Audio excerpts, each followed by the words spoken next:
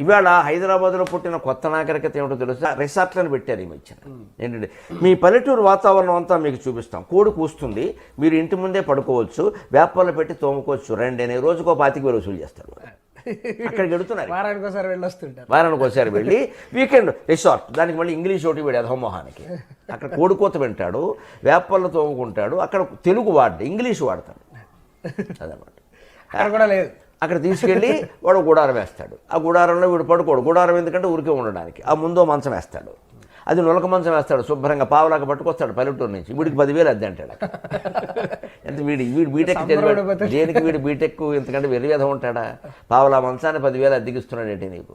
అదే పల్లెటూరుకి వెళ్ళి పాపం పేద శ్రామిక వర్గాలు ఉంటాయి, వాళ్ళు నులక మంచం మీద ఉంటే ఎప్పుడైనా ఈ దేశం బాగుపడుతుందండి అంటాడు ఆ నులక మంచం చూసి. వీడు ఆ నులక మంచం కోసం రిసార్ట్కి వెళ్ళి 10,000 కట్టాడు. ఏమనాలి వీడిని?